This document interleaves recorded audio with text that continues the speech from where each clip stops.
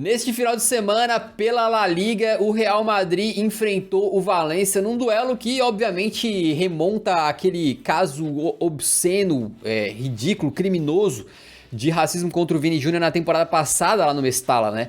E no final das contas, esses dois times empataram por 2-2 com o Valência saindo na frente do placar e depois o próprio Vini indo fazer os 2 gols aí da vitória. Da vitória não, desculpa, do empate. E aí no finalzinho do jogo, o Bellingham tava prestes a fazer o gol do Real Madrid, da virada, quando o juiz apitou e encerrou a partida de forma muito polêmica. Yuri, como é que foi esse jogo? E conta um pouquinho de tudo que aconteceu pra gente aí, desde os gols, da partida e da polêmica no final. É um jogo que já sabia que seria muito difícil, né? Porque o Real Madrid, historicamente, ele tem muitas dificuldades no Mestalla. Tanto que nos últimos 9 anos, o Real Madrid só tem 2 vitórias lá. Um estádio bem chato de se jogar para qualquer clube, não é diferente pro Real Madrid. E ele já começava com polêmica, porque além do que o Pedro já explicou em relação à temporada passada, saiu notícia essa semana de que a Netflix ela tá fazendo um documentário sobre o Vinícius Júnior em relação a esse caso essa questão do racismo. E eles tinham um acordo com o Valência para gravarem lá no Mestalla durante essa partida. Só que aí, de última hora, o Valência desistiu do acordo, proibiu a Netflix de entrar lá para fazer gravações. Então, já começou com isso, né? O jogo em si teve o retorno do Jude Bellingham, né? Que estava machucado. E ele já retornou sendo titular. E uma coisa que eu preciso citar como curiosidade é que quem tá vendo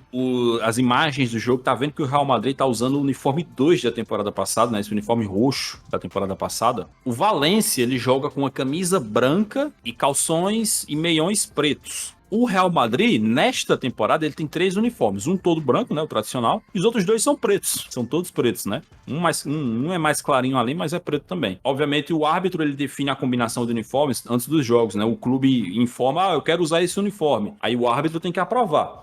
Só que o árbitro do jogo, né, o Gil Manzano, ele não aprovou nenhuma combinação de uniformes do Real Madrid com o uniforme principal do Valência. Aí o Real Madrid teve que ir lá no armário, cafungar o armário assim, meu Deus, cadê o uniforme da temporada passada?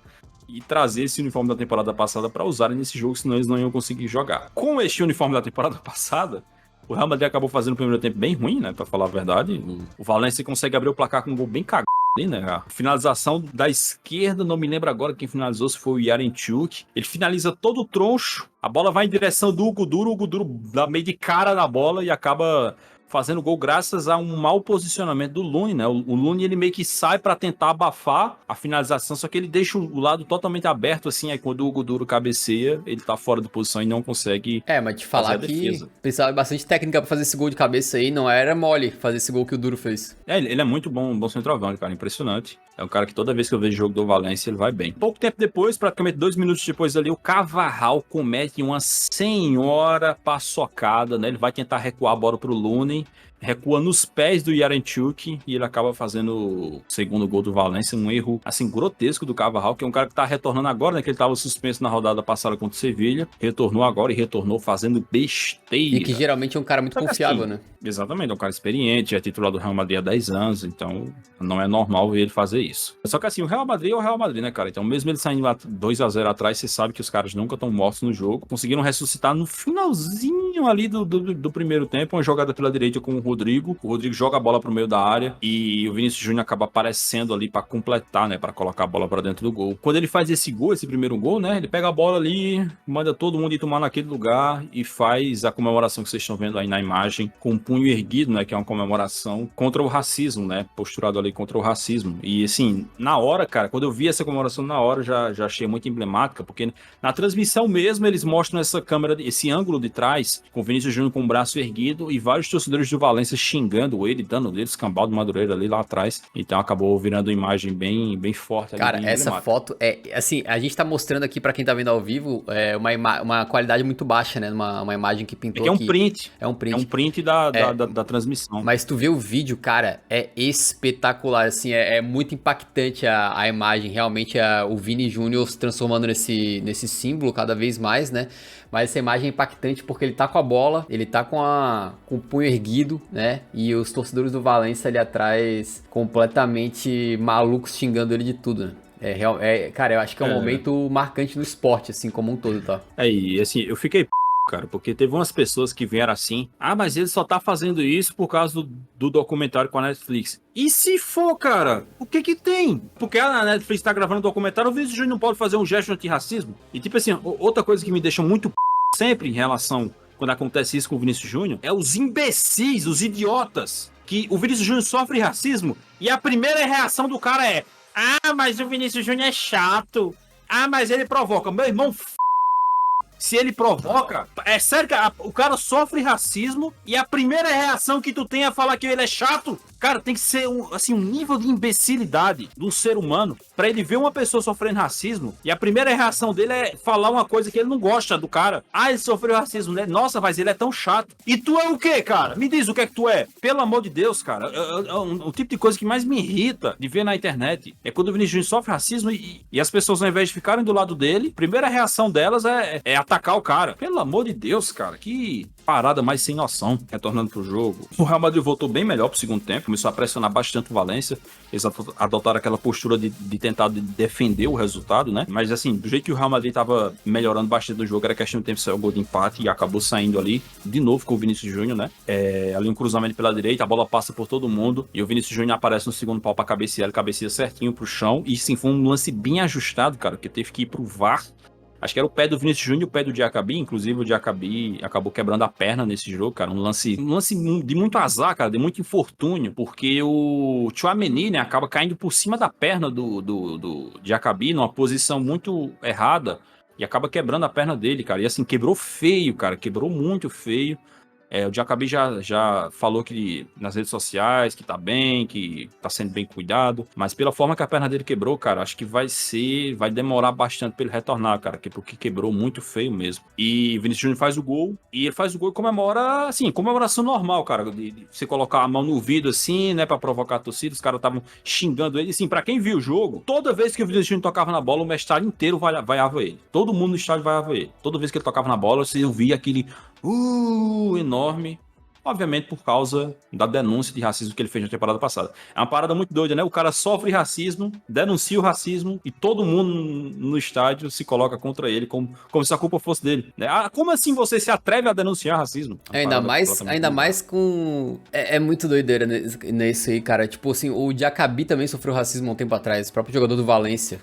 Né, e foi apoiado pela torcida naquela ocasião. E aí os caras metem essa agora, é inacreditável, cara. Qual que é a dificuldade de estender a mão, sabe? Não dá pra compreender, cara, o que acontece. Inclusive, vale até a menção que foi mostrado na ESPN, uma torcedora brasileira filmou um ato de racismo de uma criança que estava na torcida do Valência, ela chamando o Vinícius Júnior por aquela palavra lá, e essa torcedora brasileira filmou e mandou pra ESPN. Aí ela tá sendo bastante perseguida nas redes sociais por pessoas, gente espanhola, né, gente que mora na Espanha, estão perseguindo bastante ela, inclusive tem muita gente ameaçando ela, dizendo que se virem ela em algum estádio lá da Espanha, vão machucar ela, enfim, vocês sabem como é essas coisas. Então, enfim, cara, é impressionante assim, uma sequência de coisa tão ruim acontecendo no futebol espanhol, cara.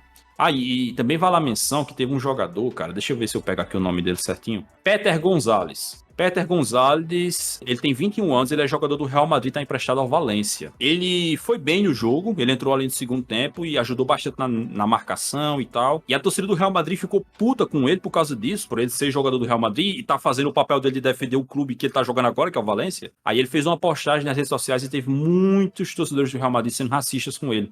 Tanto que ele teve que apagar a postagem, trancar a conta, enfim. Mas é impressionante, cara, como essas coisas se repetem, né? E assim, tem muita gente que às vezes, na inocência, muita gente que, eu vou presumir que é na inocência, que ela pensa que o racismo na Espanha se resume ao Atlético de Madrid e ao Valência. Na inocência dela, ela pensa, não, o problema é a torcida do Valência, o problema é a torcida do Atlético de Madrid. Não é assim. Tem racistas em todas as torcidas, inclusive aqui no Brasil.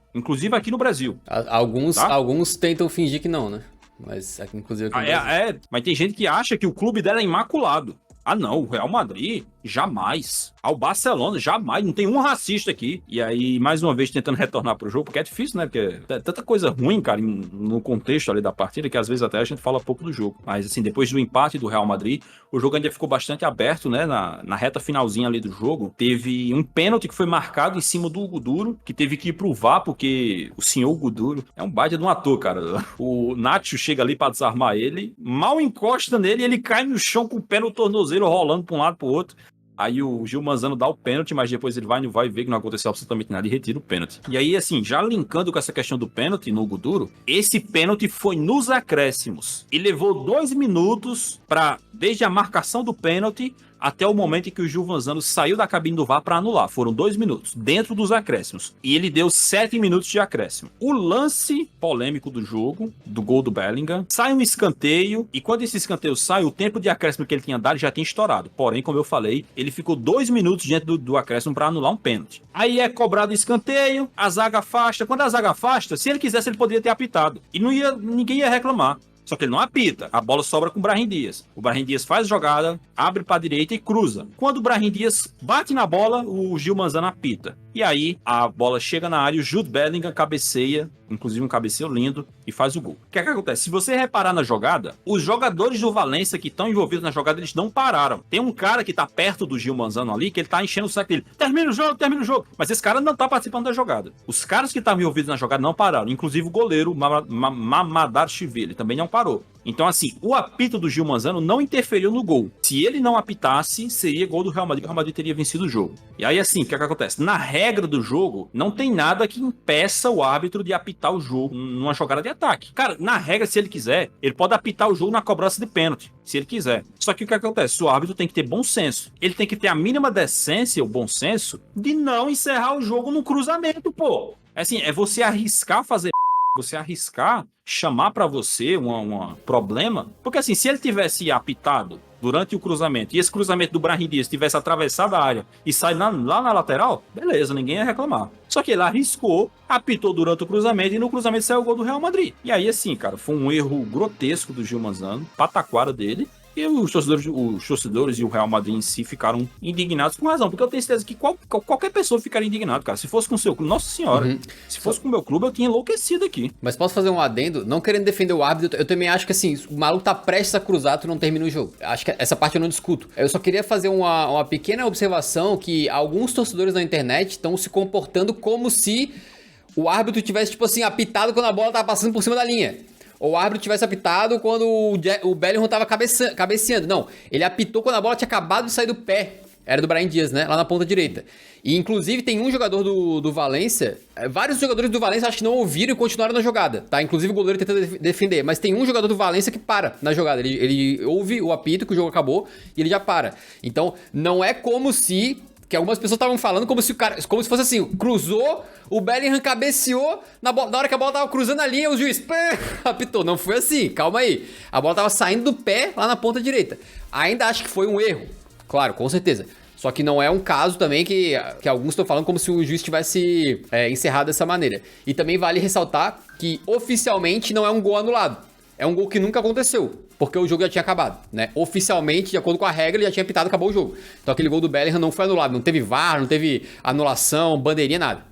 Aquele gol não existiu, porque o jogo já tinha acabado oficialmente, né? Com isso dito, só pra ressaltar, são só tecnicalidades do lance, ainda acho que foi um absurdo, tá? Ter encerrado o jogo dessa maneira. Concordo com a posição do Yuri aí. Inclusive, tu quer comentar a declaração oficial depois de falar a expulsão do Bellingham também, a declaração do árbitro? Porque assim, o Real Madrid vai ser campeão espanhol, tá liderando com tranquilidade. Mas você imagina se tivesse tendo uma briga absurda na liderança. Ele teria assim, causado uma parada no Campeonato Espanhol irreversível. E aí, assim, eu não sei o que, é que vai acontecer com o senhor Gil Manzano, né? Vocês estão vendo aí na imagem. E assim, ele ainda expulsou o Bellingham depois, que o Bellingham, obviamente, fez o gol, ficou indignado. Seria mais um do momento absurdo dele na temporada, né? Até porque ele fez um jogo ruim. Ele fez um jogo ruim e ia sair como herói de forma épica, mas o juiz não permitiu. E aí ele ficou pistola, chegou lá, falou...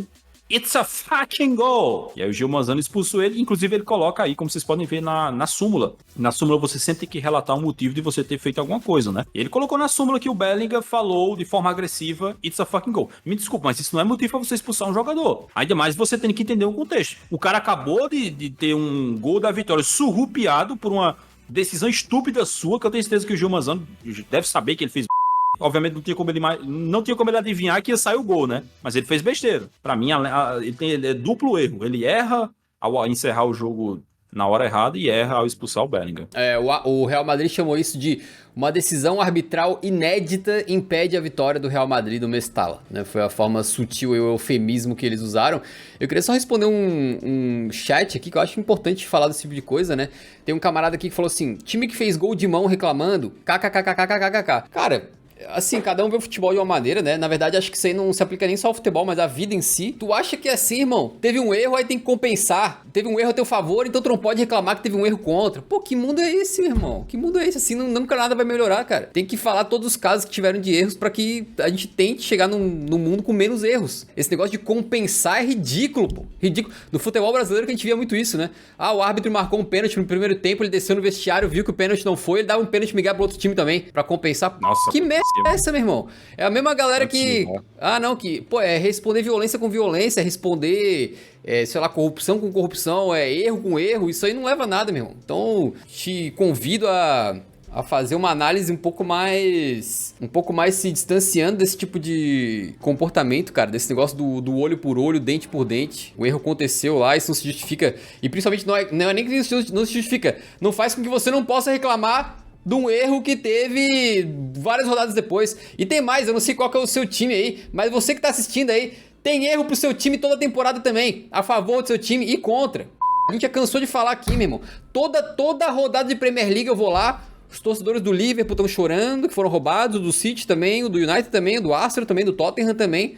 É uma choradeira pra todos os lados. Obviamente que tem mais erros pra um lado do que pra outras vezes, né? Mas você achar que o mundo correto é tipo, ah, não teve um erro, então não pode reclamar, né? Erraram a seu favor, então agora que erraram contra não pode reclamar. Fica quietinho aí, kkkk. Pô, pelo amor de Deus, né? Dá pra ser um pouquinho melhor do que isso aí. Enfim, a atuação do Rodrigo contra o Real Madrid, cara, ele foi substituído e realmente deu uma caída aí em relação àquele mês brilhante que ele teve, principalmente em novembro, né? De novo, né? Toda temporada o Rodrigo tá sendo assim. Ele tem um período ali de brilhantismo absurdo, jogando muita bola e depois vai com Deus, some do mapa. E assim, eu vejo algumas pessoas às vezes falarem, ah, mas é porque a posição dele é a do Vinícius Júnior. Cara, o Rodrigo tava jogando bem, inclusive com o Vinícius Júnior. Ele não tava jogando bem só quando o Vinícius Júnior tava machucado, não. Ele tava jogando bem com o Vinícius Júnior também. Só que os últimos meses aí, os últimos 2 meses dele foram bem ruins mesmo. Tá sumido, tá jogando mal, não tá acertando nada, tá sem confiança pra tentar arriscar as jogadas que geralmente ele arrisca. Isso é preocupante, né, cara? É preocupante especialmente agora, não só pro Real Madrid, que vai entrar na reta decisiva da temporada, mas também pensando no futuro, porque o Kylian Mbappé está vindo com raiva, quer jogar bola, quer fazer gol, e eu não sei não, cara, o Rodrigo, se continuar jogando dessa forma irregular, vai acabar perdendo espaço no Real Madrid. Eu vi torcedores do Real Madrid falando que ele não tá jogando o suficiente pra ser um titular incontestável, né? Que cabe o questionamento. O Brahim Dias também tá jogando bem, tá? Também é um cara que tá ameaçando essa posição dele. Inclusive teria dado assistência, né? O Brahim Dias teria dado assistência pro gol da vitória, se não fosse o senhor Gil Manzano. Cara, seguindo aqui, o Vinícius Júnior chegou aos 250 jogos pelo Real Madrid. Nesse período ele tem 73 gols, 56 passes pra gol. Vale ressaltar que o começo dele, as primeiras 2, 3 temporadas ali, ele tava ainda naquele processo de adaptação, né? Vale lembrar do Vini que não sabia finalizar. Então, esses números, assim, começaram a se somar mais, né? Em gols e assistências, mais nos últimos... Agora, estamos na terceira temporada, digamos assim, do Vini na sua melhor versão, né? Então, é mais recente aí, realmente... vai caminhar para se tornar uma lenda do clube, né? Com certeza vai ficar mais muitos anos aí. Ele, apesar de todos os problemas que ele passou lá na Espanha, ele tem uma identificação muito grande com o Real. Ele ama o Real, né? Ele adora, ele sempre fala sobre isso. Renovou contrato, vai ficar por muito tempo aí. Certamente vai tá falando de uma lenda do Real Madrid daqui uns anos. E já não deixa de ser uma lenda já, né? O cara, mano, tu ganhou uma Champions, tu já tá no hall dos heróis. Marcando gol na final... e o gol único ainda de 1-0, só isso aí a gente coloca na história pra sempre, né? Ele não precisava fazer mais nada. Então, é muito bonita a trajetória do Vini aí, que só tende a melhorar daqui pra frente, né?